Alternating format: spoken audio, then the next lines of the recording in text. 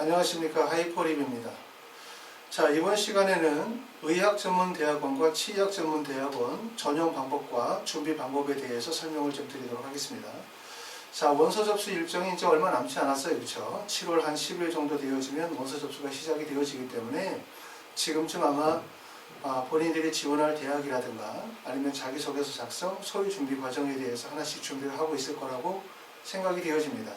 전년도하고 올해가 좀 달라진 점은 첫 번째는 전년도에 진행하던 제주대학교가 2020학년도로 해서 의학전문대학원에서 의대체제로 전환하게 되어짐에 따라 우리 2021학년도에서는 의학전문대학원의 3개 대학, 아시는 것처럼 이제 차의과대학, 강원대학교, 건국대 글로컬 3개 대학과 치의학전문대학원에서는 서울대, 부산대학교, 그 다음에 이제 아시는 것처럼 전남대학교, 이렇게 3개 대학에서 총 6개의 대학만 남게 됐어요. 그렇죠?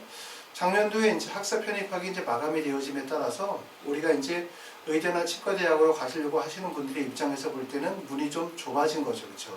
그래서 간혹 어떤 분들이 얘기할 때 이렇게 치의학전문대학원이나 아니면 의학전문대학원 또는 그렇지 않으면 내가 수능시험을 다시 보거나 아니면 수시 원서 접수를 통해서 우리가 다시 신입학하는 게 어떠냐 이렇게 말씀하시는 경우들이 많아요.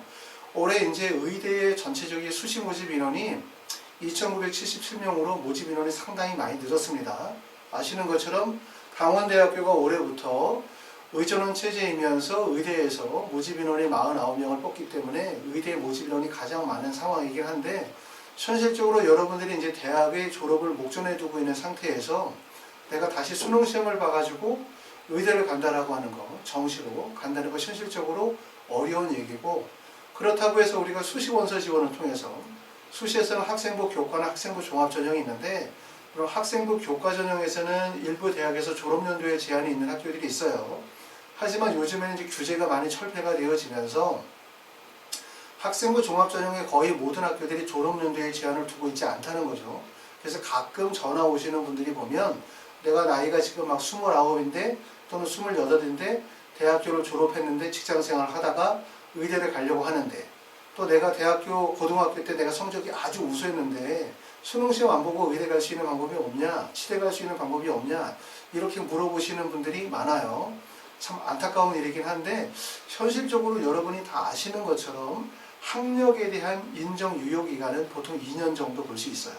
그래서 우리가 공인어학 성적 같은 경우도 원서 접수 일자를 기준으로 해서 2년 이내에 봤었던 성적을 인정해 주는 것처럼 우리가 학생부 종합전형이나 학생부 교과전형, 수시전형에서도 재수생 정도까지는 유불리를 따지기 어렵지만 내가 예를 들어서 졸업한 지가 3수나 4주가 되어지게 되어지면 비교내신을 적용하기 때문에 결국은 학생이 가지고 있는 비교내신이라는 것은 학생의 졸업 이전에 학력에 대한 부분들을 인정하기가 어렵기 때문에 결국 수능 성적을 통하여 대체한다는 거죠. 그렇죠?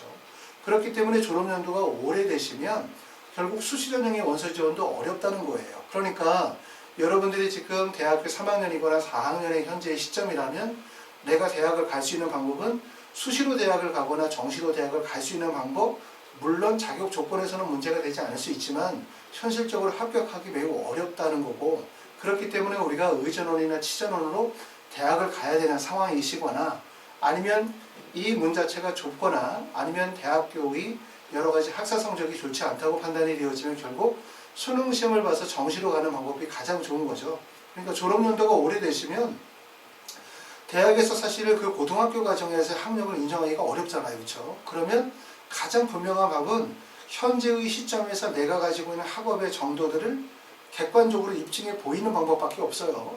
그리고 그것이 이제 대학에서 인정해 줄 수 있는 방법, 바로 수능 성적밖에 없다는 건데, 졸업연도가 오래되시면 사실 현실적으로 수능 공부를 해서 의대를 간다라고 하는 게 참 어려울 수밖에 없기 때문에 이렇게 이제 학사 편입학이 금지가 되어지고 없어지고 폐지되어지고, 그 다음에 이제 의전원과 치전원의 모집 인원이 축소되어지고 대학들이 축소되어지는 상황에서는 의대를 가시려고 하시는 분들의 입장에서 볼 때는 참 어려운 상황에 처해져 있는 것을 맞습니다. 그렇기 때문에 우리가 올해 2021학년도 의전원이나 치전원에 대해서 조금 더 분명하게 알고 접근하는 게 좋겠다는 생각이 들어요. 제가 이제 실제 합격의 사례들이거나 아니면 유튜브를 통해서 또는 합격한 사람들의 사례를 통해서 보다 보면 우리가 접하는 사례들이 대부분 너무나 이렇게 누가 이성적으로 어디를 붙었대 라고 하는 솔깃하면서 자극적인 문구들이 되게 많죠. 하지만 사실 그런 것들은 나에게 해당이 되어지지 않는 경우들이 많아요. 그래서 여러분들이 이제 대학 결정을 할 때 꼭 알아야 되는 건 뭐냐면 객관성을 반드시 이해하셔야 돼요. 객관성이라는 말은 뭐냐면 내가 다니고 있는 대학교, 그렇죠? 내가 다니고 있는 현재 대학이라든가 내가 가지고 있는 학사 성적이나 또는 공인어학 성적이나 서류의 우수성이나 활동의 우수성에 대한 부분들을 객관적으로 인정을 받고 그걸 통해서 지원 가능한 대학이나 대학에 대한 부분들을 투명하게 진행을 해야지 너무나 희망 중심으로 원서를 쓰는 거 있잖아요. 내가 아는데 내 친구 중에 누가 이렇게 해서 서울대학교에 붙었대. 내 친구의 누가 건국대학교에 붙었대. 이런 말들이 항상 제가 말씀을 드리지만 결국 다른 사람의 성공의 사례는 나의 실패의 이유가 되는 경우들이 되게 많아요. 물론 다른 사람의 성공의 사례를 우리가 참고하고 그것을 바탕으로 해서 원서를 쓰거나 공부 계획을 세울 수는 있으나 제가 말씀드리는 건 뭐냐면 그 사람의 합격의 사례는 나와는 다른 거예요. 결국은 내가 어느 정도의 합격 가능한 스펙과 조건을 가지고 있는지에 대한 부분들을 분명히 이해하시고 대학을 결정하시고 준비를 하시는 게 좋겠다. 이런 말씀을 먼저 꼭 드리고 싶습니다. 자, 그럼 세부적인 내용으로 하나씩 정리해 보도록 하겠습니다. 첫 번째는 이제 우리가 모집 일정이 지금 올해 2021학년도의 모집 일정은 2020년 7월 14일서부터 16일까지로 첫 번째는 의학전문대학원의 모집 일정은 지금 확정이 되어진 상태인데 일부 대학들은 아직 이렇게 2021학년도에 대한 시행계획이 발표가 되어지지 않았고 또 물론 모집 요강은 모든 학교들이 아직 다 발표되어지진 않았어요. 그렇기 때문에 대략적으로 여러분이 아실 점들은 원서 접수 기간은 7월 14일에서 7월 16일 정도의 원서 접수 기간이고 그 다음에 1단계 합격자의 발표는 8월 21일 그 다음에 면접, 대학별 고사가 진행이 되는 시점은 9월 5일 정도 그 다음에 최종 합격자 발표는 10월 16일 정도가 최종 합격자 발표다 이렇게 보실 수 있을 것 같고요. 말씀드렸던 것처럼 의학전문대학원에서는 건국대, 강원대, 차의과대학이 3개 대학이 있고 치의과대학에서는 서울대학교, 부산대학교, 전남대학교 3개 학교가 있습니다. 원서 접수하시게 되어질 때는 우리가 의학전문대학원 3개 학교에 중복 원서 지원을 하시게 되어지면 불합격 처리가 되기 때문에 중복 지원하실 수 없고요. 우리가 여러분이 올해 전년도에는 수시와 정시로 나눠서 원서 접수를 받았지만 올해부터는 대학들이 축소되어지면서 정시와 수시 구분 없이 7월 14일에서 16일 사이에 통합적으로 원서 지원을 받게 되어지고 의학전문대학원에 하나, 치의학전문대학원에 하나의 원서를 쓰시게 될 겁니다. 자, 모집 인원에 대한 부분을 보면 강원대학교는 올해 모집 인원이 49명을 선발하게 되고 정원외에서 2명, 건국대학교 40명, 정원외로 2명, 그 다음에 차의과대학은 통합으로 40명을 선발하고 정원으로 2명을 선발하기 때문에 올해 선발 인원은 129명입니다. 치전원 같은 경우는 아직은 시행계획이 대부분 발표가 되어지지 않기 때문에 전년도와 유사하다면 부산대 40명, 서울대 45명, 전남대학교 46명에서 131명을 선발을 하고 있어요. 물론 이렇게 이제 대학이 많이 줄면 우리가 생각할 때는 대학이 줄으니까 결국은 되게 불리하다. 물론 당연히 대학이 줄고 그 다음에 의학전문대학원이나 치의학전문대학원을 모집하는 대학이나 모집 인원이 줄게 되어지면 지원하시는 여러분들 입장에서 볼 때는 유리한 건 별로 없어요. 그렇죠? 하지만 제가 말씀드리는 얘기는 뭐냐면 대학이 줄고 모집 인원이 주는 것만큼 실제 지원 인원이 준다는 것도 이해하실 필요가 있어요. 그렇기 때문에 대학이 줄고 모집 인원이 줄었다고 해서 전년도의 경쟁률은 예를 들어서 6대1이었는데 올해는 12대1이 되는 건 아니에요. 전년도의 경쟁률이 6대1이었다면 올해는 대학이 축소되어지면서 다소 경쟁률이 올라가는 상황이 벌어지긴 하지만 아까 말씀드렸던 것처럼 대학이 줄고 모집 인원이 주는 것만큼 당연히 지원 인원이 줄 수밖에 없기 때문에 꼭 불리한 점들만 있다 이렇게 보실 수는 없을 것 같고 올해는 전년도에 비해서 의전원은 제주대가 빠지면서 모집 인원이 감소되어졌습니다. 자, 전형 방법을 보시게 되어지면 의전원과 치전원의 전형 방법에서는 공통적으로 5가지 요소를 반드시 필요로 하고 있어요. 아시는 것처럼 일괄 합산 방식으로 진행을 하는 것이 아니라 다단계 방식이죠. 다단계 방식이라는 것은 이렇게 1단계와 2단계로 해서 학사 성적이나 공인어학 성적, 서류평가, 미티디티 성적이나 면접고사의 5개의 평가 요소를 정성평가 전형이에요. 종합적으로 고려하여 결과를 내는 전형인데 사실은 이런 전형들이 지원하시는 분들의 입장에서는 가장 불리한 전형이죠. 왜냐하면 너무나 많은 요소들이 반영이 되어지기 때문에 실제 내가 왜 떨어지고 왜 붙었는지에 대해서 정확하게 알 수가 없어요.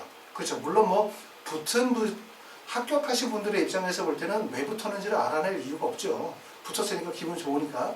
하지만 불합격하신 분들의 입장에서 볼 때는 내가 왜 불합격했는지를 원인을 알아야 내가 그 다음 과정에서 내년도에 어떤 준비를 해서 붙을지를 알 수 있는데 이렇게 다단계 방식이면서 전체적인 요소들을 정성평가 방식으로 선발하는 전형들은 사실은 학생들 입장에서는 불합격한 이유를 판단할 수가 없기 때문에 매우 불리한 전형이라고 말씀을 드릴 수가 있어요.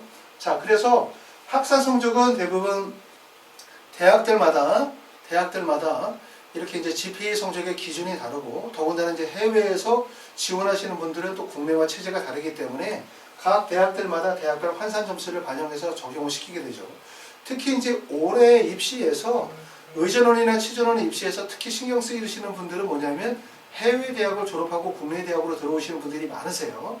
원래는 해외 대학으로 가시려고 하거나 거기서 뭔가 진로 방향을 잡으시려고 했었던 분들이 해외 각국이라는 코로나19로 인해서 여러 가지 환경이 어려워지시다 보니까 국내 대학으로 다시 들어오시려고 하시는 분들이 많다 보니까 전년도에 비해서 해외 대학에서 국내 대학으로 들어오시려고 하시는 의전원이나 치전원에 지원하시는 분들 중에서 해외 대학 출신자분들이 상당히 많아질 거다라는 예상이 되어지기 때문에 국내 대학 출신자들도 마찬가지지만 해외 대학 출신자분들 입장에서 볼 때는 여러 가지 서류 준비라든가 자기소개서 작성이라든가 활동 증빙 목록 작성이라든가 향후 남은 과정에서 준비를 좀 더 철저하게 진행하시는 게 좋을 거라고 생각이 되어집니다.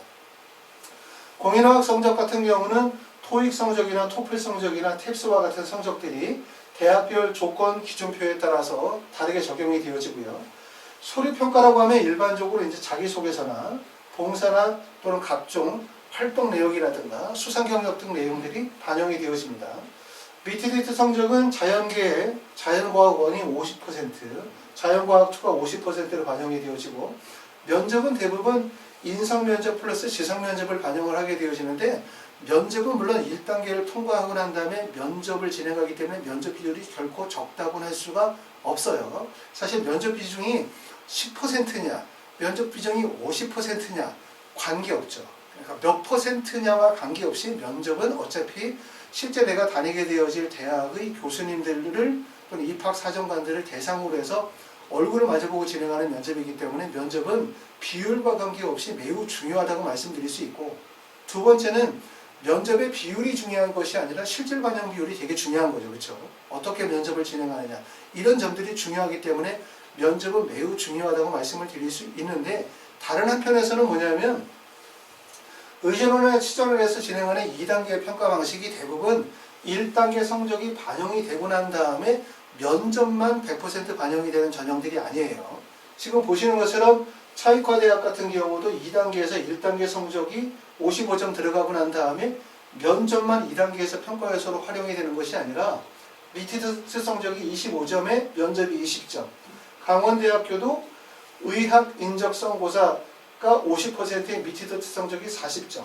건국대 같은 경우도 보면은 미티 성적이 20% 들어가면서 서류평가가 10% 반영되고 심층 성적 면접이 20%가 반영이 된다는 거죠. 그렇기 때문에 뭐냐면 2단계에서 면접의 중요성이 매우 크려면 2단계가 1단계 성적 70%에 면접 30%로 결국 2단계의 평가 방식이 면접 단일 평가 방식이어야 돼요. 그러면 면접의 비중이 되게 큰 거예요.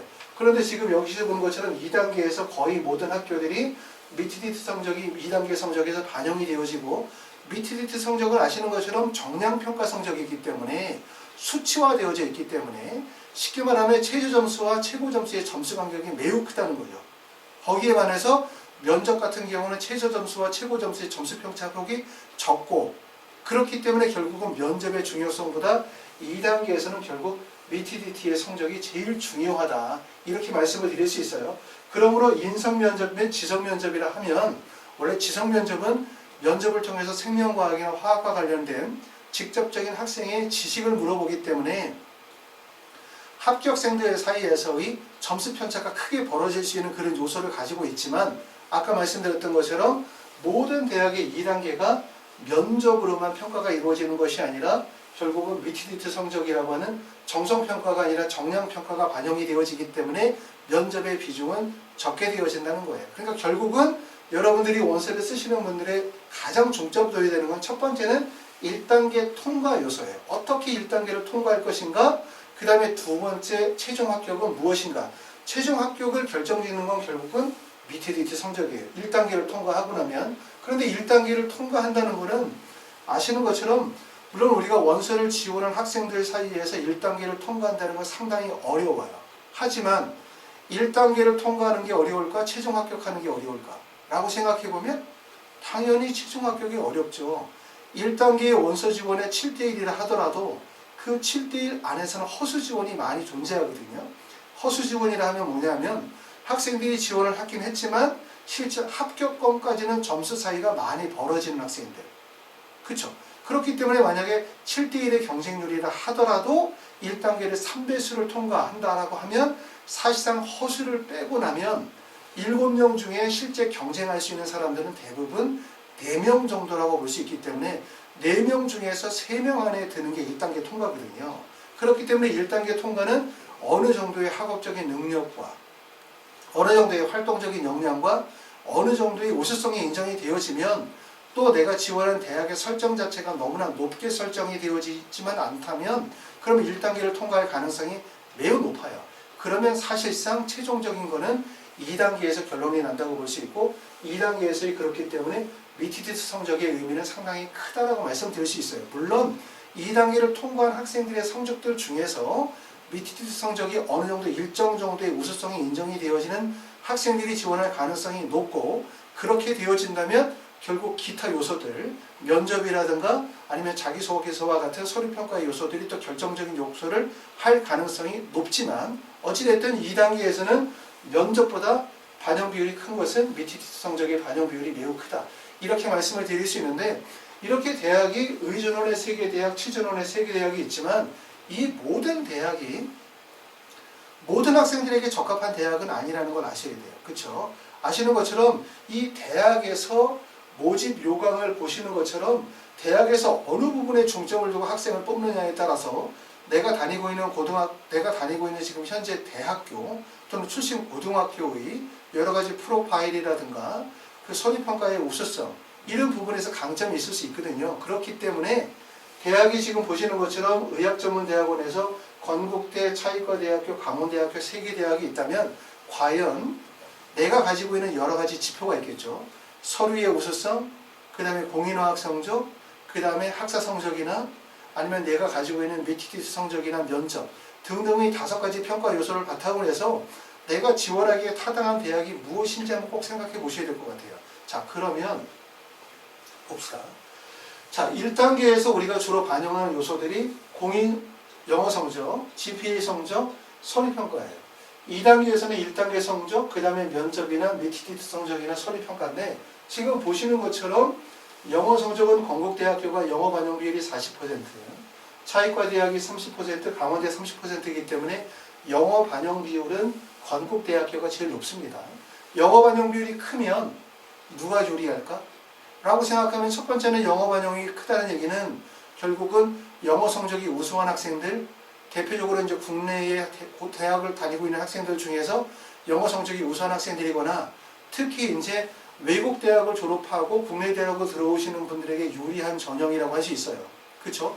또 영어의 반영 비율이 커졌다는 얘기는 상대적으로 다른 반영 비율의 요소들을 적게 가져간다는 얘기겠죠.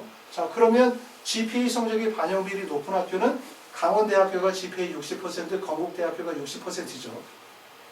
GPA 반영 비율이 크다는 얘기는 누구에게 유리할까라고 생각하면 대부분 상위권 대학의 학생들보다 중위권 정도의 학생들, 지역 거점 대학을 다니고 있는 학생들의 입장에서 볼 때 GPA 성적이 매우 우수한 학생들에게 조금 더 유리한 대학이라고 말씀을 드릴 수 있고 서류평가 전형이라고 하는 차이과 대학은 서류평가의 30%를 반영을 해요. 우리가 서류평가에 해당이 되어지는 부분이 자기소개서나 학업성취도 또는 이수과목 적절성이나 인문 사회과학 교과목 또는 사회봉사 실적이나 각종 업적이나 활동 경력이나 자격증 등이 서류평가 요소에 반영이 되어지는데 차이과 대학은 이러한 서류평가의 반영 비율이 높다는 것은 결국은 뭐냐면 대학의 프로파일이 높다는 것과 다르지 않아요. 우리가 이런 대학을 들어가는 과정에서도 아시는 것처럼 학업적 환경이라는 부분들을 중요하게 보잖아요. 그렇죠? 대학을 들어갈 때도. 그래서 내가 다니고 있는 고등학교가 과학고냐 영재고냐 또는 자사고냐 특목고냐 일반고냐에 따라서 이런 활동 역량의 우수성을 반영을 해서 학생부 교과로 갈 거냐 종합전형으로 갈 거냐 또는 동일한 대학에서도 전형의 유불리가 존재하는 것처럼 이렇게 치전원이나 의전원 같은 경우도 내가 지금 현재 다니고 있는 전적대학교의 특성 그 프로파일에 따라서 유불리가 존재하게 되어지는데 내가 다니고 있는 전적대학교의 우수성이 인정이 되어질수록 결국 서류평가 전형이 유리하다고 볼 수 있어요. 그렇기 때문에 차이과 대학의 서류평가 전형이 서류평가가 30%를 다른 대학에서 반영 비율이 높다는 것은 결과적으로 상위권 대학 학생들 또는 활동의 역량이 우수한 학생들에게 유리하다고 말씀을 드릴 수가 있겠죠. 자, 그렇게 되어지고 그 다음에 1단계 통과하고 난 다음에 보면 면접의 비중은 강원대 25%, 차이과 대학이 20%, 건국대 20%, 그 다음에 미티리티 성적은 차이과 대학이 25, 20, 20. 그 다음에 서류평가를 반영하는 학교이 건국대학교고 강원대학교는 서류평가를 10%씩 반영합니다. 사실 이렇게 25%냐 20%냐라고 하는 부분은 이렇게 전체적인 반영 비율보다 제일 중요한 거는 뭐냐면 실질 반영 비율이죠. 실질 반영 비율. 그게 실질적으로 어떻게 반영 비율을 가져가느냐에 따라서 유불리를 판단할 수가 있어요. 그런데 아까도 말씀드렸지만 사실 이러한 전형 방식들은 학생들에게 매우 불리한 전형 방식이에요. 일괄 합산 방식이 아니라 다단계 방식. 그리고 두 번째는 이 다단계에서도 5개나 6가지의 평가 요소들이 종합적으로 정성평가가 이루어지게 되어지면 결국 내가 왜 떨어졌는지 알 수가 없고 입시의 투명성을 갖추기가 되게 어려워요. 그렇기 때문에 사실은 대학에서 어느 정도 본인이 원하는 대학을 선발할 수도 있어요. 대학에서 본인이 원하는 학생을 선발할 수 있는 여지들이 있기 때문에 사실상 지원하는 학생들에게는 매우 불리할 수밖에 없다. 하지만 이건 어쩔 수 없죠. 그렇죠? 학생들 입장에서는 대학을 가야 되는 거고 대학을 뽑는 사람의 입장이기 때문에 그럼 우리가 알아야 되는 건 뭐냐면 어느 대학에서 어떤 인재를 뽑는지 어떤 학생들을 뽑으려고 하는지에 대한 부분들을 알고 내가 가지고 있는 스펙에 맞는 대학을 선택하는 것이 가장 좋다고 생각을 합니다. 자, 그래서 차이과 대학은 조금 전에 말씀을 드렸던 것처럼 서류 반영 비율이 높아요.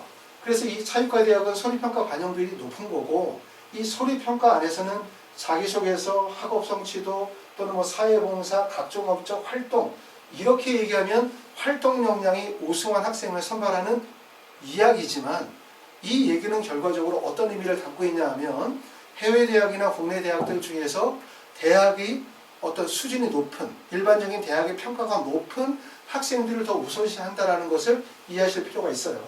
두 번째는 건국대 같은 경우는 공인 영어 성적과 GPA 반영 비율이 높아요. 객관적인 지표를 좀 더 높게 반영을 하는 거죠. 사실은 서류평가 전형이라는 것은 객관화시키기가 되게 어렵죠. 그렇죠? 그렇기 때문에 이런 대학들은 보통 일반적으로 지방 거점 대학이라든가 이런 학생들에게 조금 더 유리한 학교라고 볼 수 있고 그 다음에 강원대 같은 데는 GPA 반영 비율이 높기 때문에 말씀드렸었던 것처럼 특히 지방 거점 대학에 다니고 있는 학생들 대학의 프로파일이 그렇게 높다고 판단되어지지 않는 학생들에게는 조금 더 유리한 학교다라고 판단을 드릴 수가 있어요. 그렇기 때문에 세 개의 대학 중에 우리가 하나를 선택을 하게 되어질 때 여러분이 판단해야 되는 부분 첫 번째는 내가 지금 현재 다니고 있는 대학의 전반적인 인지도에 대한 부분을 먼저 고려하실 필요가 있어요. 대학의 인지도가 매우 높은 편이다라고 판단이 되어지면 차이과 대학 같은 전형을 선택을 하시는 게 좋겠죠. 서류평가 반영 비율이 높은. 그렇지 않고 대학의 인지도는 아주 높은 편은 아니지만 활동의 역량이 매우 우수하다라고 판단이 되어지면 건국대학교.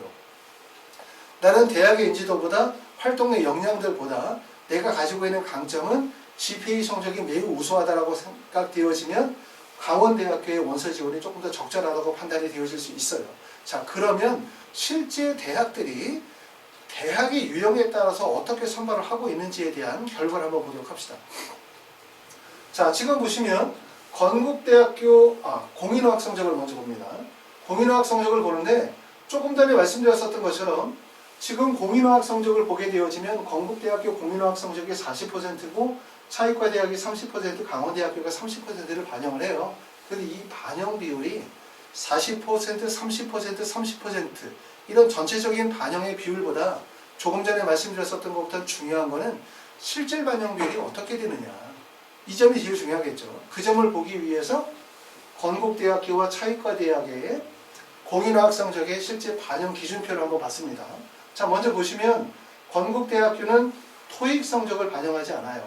그래서 토플과 탭스를 기존 탭스와 뉴 탭스를 반영을 하게 되고, 차이과대학은 탭스를 포함해서 토익, 탭스, 그 다음에 토플까지 3개의 공인어학 성적들을 반영을 하게 되어지는데, 보시면 건국대학교는 토플 IBT를 117, 116, 115, 114, 113, 112, 111, 110점으로 해서 이 하나의 점수 단위에서 반영 비율의 구간을 2점씩 점수 단위로 구분을 두고 있어요.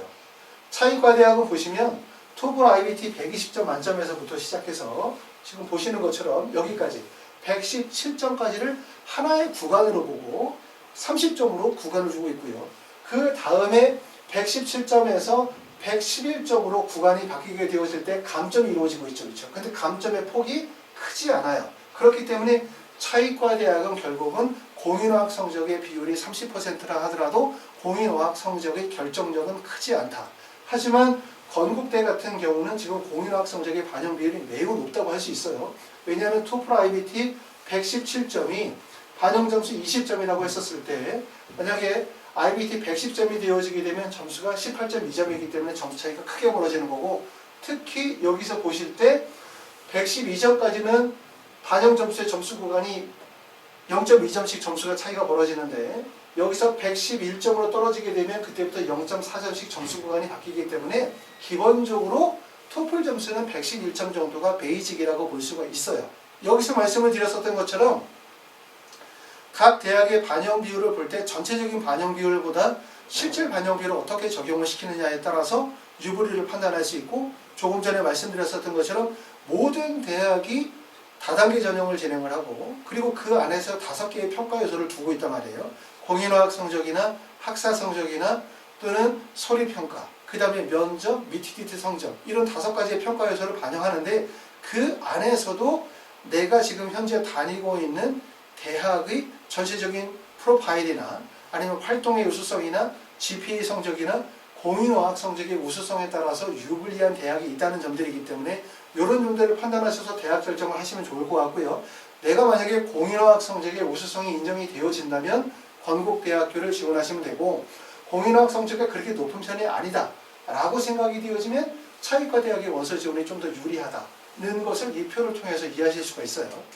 자, 그 다음에 6번째 보면은 합격자 출신 대학의 유형을 보도록 합시다. 자, 지금 보시면 강원대, 차이과대학교, 건국대학교.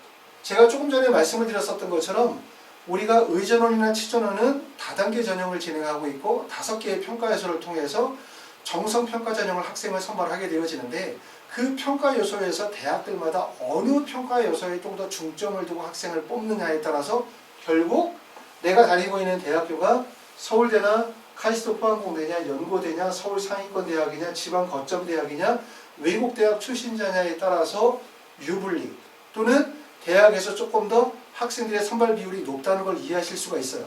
지금 보시는 것처럼 강원대학교에서 두드러지게 보이는 거는 지방 거점 대학의 지원자가 28.4%고 실제 최종 합격자가 20.4%이기 때문에 비율적으로 제일 높은데, 강원대학은 GPA의 반영 비율이 높은 학교라고 말씀을 드릴 수 있어요.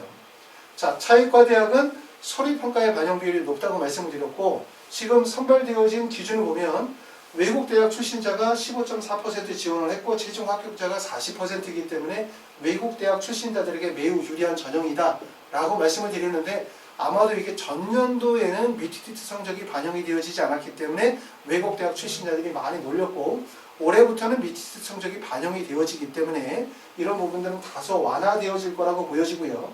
그리고 그 다음으로 연세대나 고려대 같은 서울 상위권 대학의 선발 비율이 높습니다.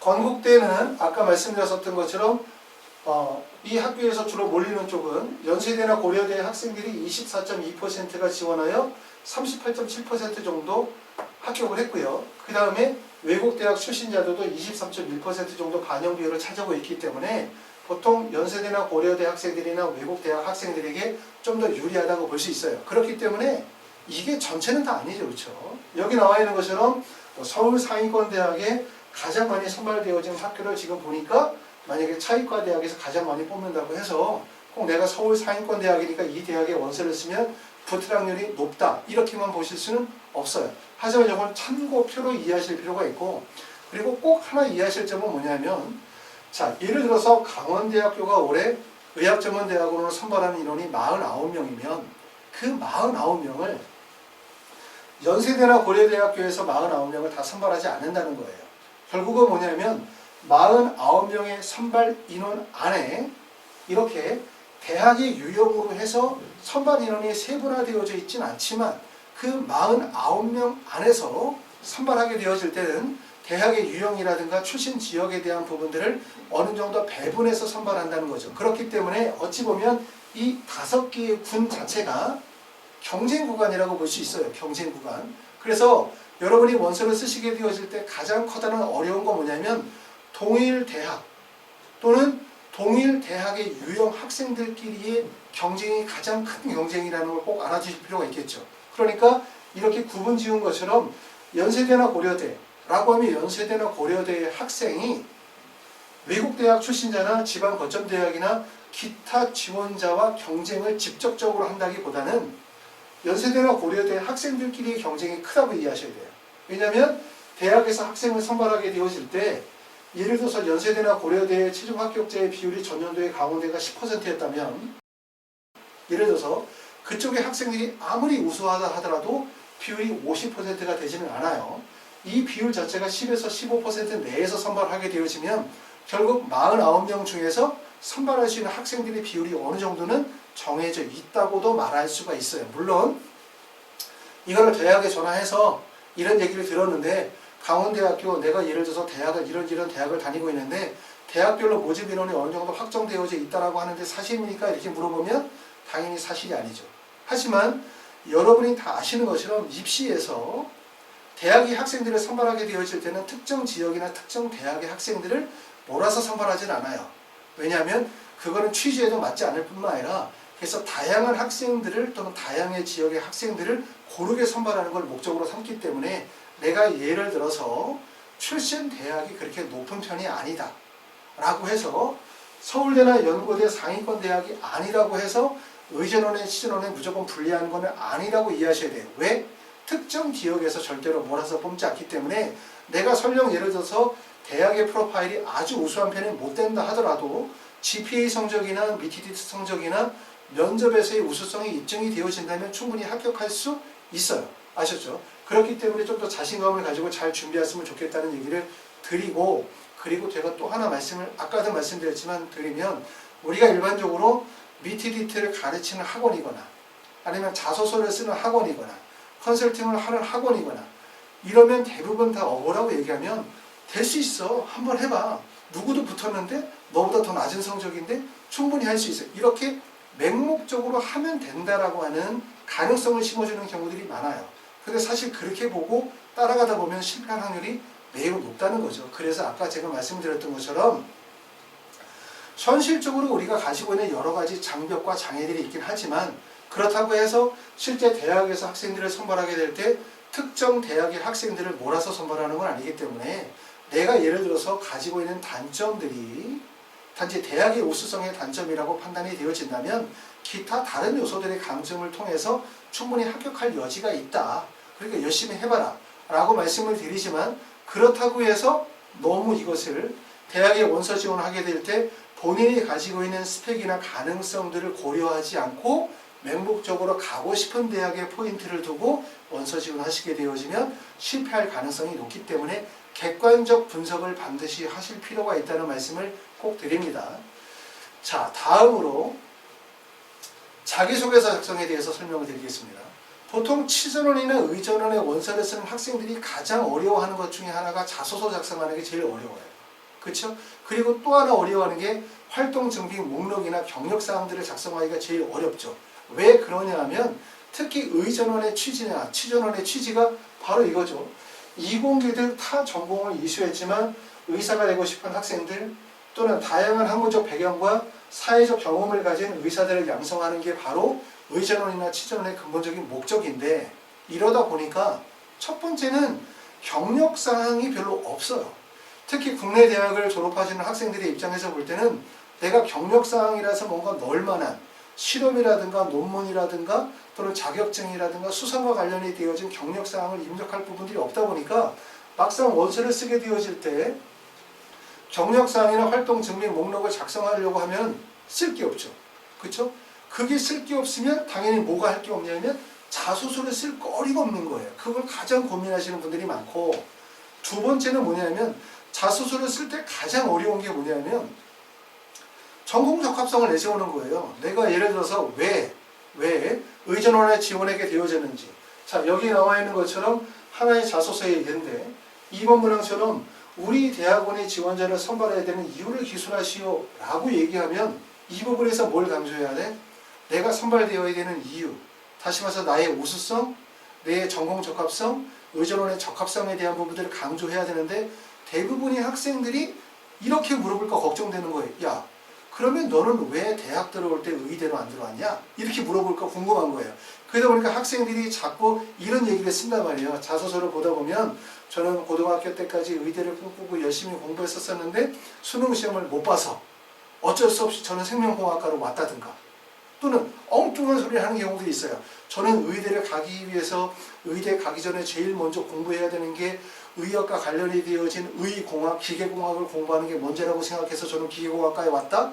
그래서 기계공학과에서 의공학에 필요한 기술들이나 정보들을 얻었고 이를 통해서 저는 의전원에 지원하게 됐다. 다시 말하면 대부분 의전원에 지원한 학생들의 자소서가 가지고 있는 가장 큰 특징은 뭐냐면 첫 번째는 자신감이 너무 부족해요. 자신감이. 왜 자신감이 부족하냐면 첫 번째는 대학의 과정에서 본인이 경력을 하거나 활동을 쌓은 내역들이 없기 때문에, 두 번째는 자신감이 없는 이유가 너 그러면 왜 의대로 안 들어오고 지금 의전원에 온 거야? 네가 정말 그렇게 의대를 가고 싶었으면, 이 얘기를 물어볼까 겁나는 거죠. 그렇기 때문에 본인 스스로 생각할 때 의학과 관련이 되어진 뚜렷한 활동 내용이나 적합성이 부족하다고 판단하기 때문에 또 자신감이 적어져요. 그러다 보니까 자소서 자체가 자신감이 없는 글들이 나오게 된다는 거예요. 그래서 여러분이 의전원이나 취전원의 원서를 쓰게 되어질 때 자소서의 중요성이 매우 커요. 왜 중요성이 크다? 첫 번째 아까 말씀드렸던 것처럼 자소서를 어떻게 써야 돼? 자신감이 있는 자소서를 써야 되죠. 그냥 맹목적 자신감이 아니라 실질적인 경험과 활동을 통해서 자신감을 드러낼 수 있는 자소서를 써야 되는데, 그러려면 결국은 활동이나 경험이 있어야 되고, 두 번째는 본인이 의학과 관련이 되어진 적합성을 어필할 수 있어야 돼요. 그렇기 때문에 그런 자소서를 쓰기가 정말 어렵다는 거죠. 그래서 여러분들이 자소서를 쓰기가 어려워하고 자소서가 중요하다는 얘기고, 그리고 또 하나 되게 중요한 부분들은 뭐냐면 활동 증빙 목록을 작성하는 게 매우 중요해요. 특히 해외에서 대학을 졸업하시고 난 다음에 의전원이나 취전원의 원서를 쓰시는 분들, 여러분들이 대부분 목록표를 작성하게 되어지면 영어로 되어진 목록표를 작성해서 제출하게 되어지는데, 각 대학에 해외 대학 출신자들을 담당하는 사람이 사실 별로 많지 않아요. 그렇죠? 설령 많고 그분들이 영어에 매우 숙달이 되어져 있다 하더라도 해외 대학마다 특성이 다 다르기 때문에 해외 대학에서 활동했었던 거, 수상했었던 거, 또 논문 내용들, 이런 내용들을 그냥 영어로 기재해서 내시게 되어지면 전달력이 떨어진다는 얘기죠. 그렇기 때문에 특히 해외 대학 출신자들은 자소서도 매우 중요하지만 활동 증빙 목록을 어떻게 작성하느냐에 대한 부분들이 매우 중요하다는 점을 꼭 명심하실 필요가 있기 때문에 활동 증빙 목록이나 경력 사항들을 작성하는 거 특히 신경을 많이 써야 됩니다. 왜? 효과적으로 전달할 수 있도록 작성하는 게 제일 중요하기 때문에 기술이 필요해요. 자, 자소서를 우리가 쓸 때 꼭 역점을 둬야 되는 거는, 자, 자소서는 일본 문항이 대학들마다 문항이 다 다르긴 하지만 이 대학의 문항을 보면 첫 번째는 리더십, 창의성, 자기주도 학습, 연구 경험, 자원봉사 활동 중에 2가지 이상을 선택하여 자신의 성장 과정을 구체적인 경험을 들어 기술하시오라고 했어요. 그렇죠? 그러면 여기서는 지금 보시는 것처럼 리더십, 창의성, 자기주도 학습, 연구 역량, 자원봉사 능력 이렇게 묶였죠. 그렇죠? 근데 이걸 중에서 두 개를 선택을 하게 되면 사실 이게 두 가지가 두 개의 그룹으로 나눠지는 거죠. 첫 번째는 학업 및 활동 역량 이게 하나고 두 번째는 배려나 나눔이나 사회성을 강조하는 파트로 나눠지는 거예요. 그러니까 이걸 묶으실 때 이렇게 묶는 거는 되게 곤란하죠. 나는 두 개를 써야 되는데 활동에 썼던 내용 별로 없고 학업적 우수성 별로 없고 그러니까 나는 뭐에 초점을 둬? 리더십과 창의성에 포인트를 두고 두 개를 선택해야 되겠다. 이렇게 쓰시는 거 좋지 않아요. 또 반대로 나는 활동은 별로 없지만 내가 학업적 우수성이나 연구 역량은 매우 돋보인다. 그래서 내가 이렇게 두 가지를 선택해서 쓰는 것도 좋지 않아요. 왜냐하면 자기소개서에서는 뭐가 보여줘야 돼? 두 가지가 동시에 보여줘도요. 첫 번째는 내가 가지고 있는 학업적 우수성과 연구 및 활동의 우수성을 보여주면서 그러면서도 뭘 보여줘야 돼? 의학과 관련이 되어진 그와 관련이 없다 하더라도 대학생활들 중에서 내가 다양한 활동 경험을 보여줄 수 있는 것을 같이 보여줘야 된다는 얘기예요. 그러니까 학업적인 요소만 보여주시는 것이 아니라 학업적 우수성뿐만 아니라 활동의 우수성을 동시에 보여주게 되기 때문에 소재를 선택하시게 되어질 때는 리더십과 창의성을 하나로 묶거나 자기주도 학습 능력의 연구 경험을 하나로 묶어서 쓰는 것은 절대로 안 좋다. 왜냐하면 그러면 반쪽만 보여주는 거예요. 본인의. 그렇기 때문에 보여주실 땐 이렇게 보여주겠죠. 창의성과 자기주도 학업 능력을 연결을 시키거나 아니면 이렇게 연구 경험과 자원봉사를 묶거나 이런 식으로 결과적으로 학업과 활동을 각자 선택을 해서 글을 구성하시는 게 가장 좋다라는 말씀을 드립니다. 자소서를 쓸 때 여러분이 꼭 신경 써야 되는 부분은 첫 번째는 성취 결과보다는 노력의 과정에 중점을 둬야 된다 이거예요. 특히 여러분이 자소서를 쓸 때 강조점은 뭐냐면 노력의 과정이에요. 대부분의 학생들이 자소서를 쓸 때 이렇게 써요. 저는 무엇을 했어? 무엇을 했습니다. 동기와 계획이 나오고 그러고 난 다음에 성취 결과가 강조가 되어지는 건데 자소서에서 강조가 되어야 되는 거는 성취 결과가 아니라 그 과정이 되게 중요해요. 왜냐하면 어떤 과정과 어떤 노력을 통해서 그 성취의 결과를 이루어 왔는지를 보여주는 게 바로 자소서의 핵심이잖아요. 그렇죠? 그리고 대부분 활동 경험이 없으시거나 다른 사람이 대신 자소서를 써주게 되어지면 그 내용을 깊이 있게 기술할 수 없는 부분이 바로 과정에 대한 서술이기 때문에 과정의 서술이 구체적이다 라고 한다면 그 자소서는 자신감이 넘치는 자소서가 돼요. 아셨죠? 아까 말씀드렸던 것처럼 의전원이나 치전원 자소서의 핵심은 뭐다? 자신감이다. 근데 그 자신감은 어디서 나온다? 과정에 대한 서술에서 나온다는 점을 꼭 알아두실 필요가 있고 대학 입학처의 학과 소개나 커리큘럼에 대한 내용은 절대로 인용하지 말자. 이거를 우리가 자기소개서를 좀 쓰신다는 분들이나 자소서를 쓰는 법에 관한 책들을 보면 여러분들이 쉽게 접하는 내용이 바로 이거예요. 대학의 입학처의 커리큘럼이나 학과 소개에 대한 내용을 이해하자 또는 대학의 인재상, 대학의 커리큘럼 또는 교과과정 이런 부분들에 대한 부분을 많이 이야기하지만 항상 말씀드리지만 자소서에서는 무슨 얘기를 해야 돼? 당신의 얘기를 해야 돼. 내 얘기를 해야 되는 거야. 내 얘기. 그쵸? 다른 사람 얘기를 하면 안 된단 말이야. 글자 수가 2000자인데 대학의 입학처, 대학의 인재상, 대학의 커리큘럼을 끌어다가 500자를 채워넣어. 그럼 결국 그 자소서는 학생이 가지고 있는 많은 면을 보여줄 수가 없죠. 그런 자소서는 누가 써? 다른 사람이 대신 써주거나 활동의 역량이 부족한 학생들, 결국 자신감이 없는 글이 되고 그런 글들은 뻔한 글이 된단 말이에요. 그렇기 때문에 이렇게 대학의 입학처나 인재상이나 커리큘럼을 소개하는 글들은 절대로 안 좋다 이런 말이고 세 번째는 활동의 경험이 특별한 것이 아니라 생각이 중요하다는 점을 꼭 얘기해요. 그래서 의전원이나 치전원의 자소서를 쓰는 학생들 중에서 활동이나 연구 경험이 특출한 학생들은 사실 거의 없어요. 대부분의 학생들이 첫 번째는 국내 대학 출신자들 중에서는 공과대학 출신자이거나 아니면 생명과학이나 화학교과와 관련이 되어진 출신자분들도 계시고 의학과 전혀 관계가 없는 문과 쪽에서 지원하시는 분들도 계세요.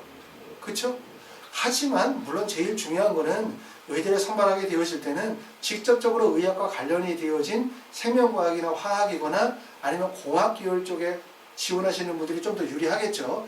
대학에서는 사실은 의전원의 취지 자체가 이렇게 다양한 학문적인 배경과 사회적 경험을 가진 사람을 선명한다 하더라도 인문계열이나 사회계열 쪽의 분들이 의전이나 원서를 쓰시게 되어지면 불리한 점이 있을 수밖에 없다는 것은 인정이 돼요. 그렇죠? 그걸 극복하기 위해서 물론 더 많은 노력을 하셔야 되겠지만 다양한 학생들이 원서 지원이 이루어지거든요. 그렇죠? 그런데 그런 다양한 학생들이 원서를 지원하다 보니까 결국은 활동이나 경험이 별로 없어요. 대부분 국내 대학 출신자들이 부족한 점들이 뭐냐면 활동이나 연구냐 이런 경력사항들에 대한 부분들이 부족하게 되어지고 경력사항들이 좀 더 넘치시는 분들은 주로 해외대학 출신자분들 해외대학을 졸업하고 들어오시는 분들이거나 아니면 해외에서 석사나 박사과정을 수료하고 오시는 분들의 입장에서 볼 때는 연구 경험이나 논문 작성의 경험도 되게 많으시고 또 국내 대학에 비해서 해외대학 같은 경우는 어시스턴트나 아니면 섀도우로 활동할 수 있는 기회들이 좀 더 많이 주어지다 보니까 경력사항들을 많이 쌓을 수 있는데 그렇다고 해서 해외대학 출신자들이 다 이렇게 활동 경험이 많지는 않아요. 그렇죠? 대부분 이제 석박사 과정 이상 가지 않으면 활동이나 경험들이 많지 않기 때문에 이 점을 말씀드리는 얘기는 뭐냐면 나만 활동 경험이 없거나 경력사항이 부족한 게 아니라 다른 학생들도 대부분 다 비슷하다.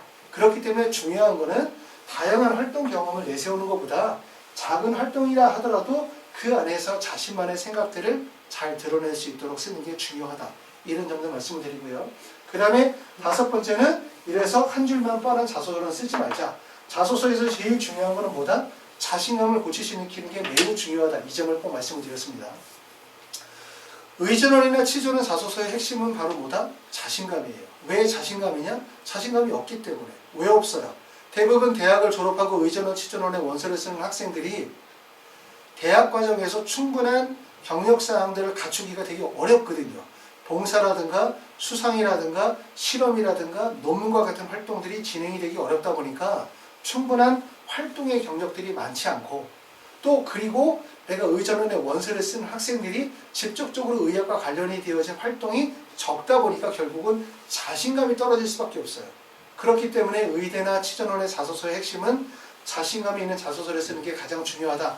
이 점을 말씀을 드렸고 자, 원서 접수 일자가 이제 얼마 남지 않았습니다. 7월이면 이제 원서 접수가 얼마 안 남았기 때문에 여러분은 지금서부터 지원 대학 결정하시게 되어지고 그리고 활동 증빙 목록 또는 경력사항 작성하는 과정들 자기소개서를 지금서부터 하나적씩 작성하는 과정들이 지금서부터 진행이 되어야 될 것 같습니다. 자, 전년도에 비해서 선발하는 대학과 선발하는 인원이 줄었어요. 하지만 그렇다 하더라도 전년도와 달라진 것은 크지 않다. 이렇게 보시면 돼요. 어차피 이 정도의 경쟁력은 여러분들이 철저히 준비하시게 되어진다면 충분히 합격할 수 있는 거고 내가 만약에 떨어졌다라고 한다면 경쟁률이 높아서 떨어진 건 아니거든요. 사실은 준비가 미흡했기 때문에 떨어졌다고 생각하셔야 될 것 같고 남은 과정들 동안에 여러분이 바쁘시더라도 자신감을 가지고 정말 최선을 다해서 열심히 준비한다면 그 경쟁률이라는 부분은 충분히 여러분들이 극복할 수 있는 부분이라고 생각이 되어집니다. 자, 자세한 내용들 또는 궁금한 내용 있으시면 저희 하이퍼 리뷰로 말씀해 주시면 설명드리도록 하겠습니다. 감사합니다.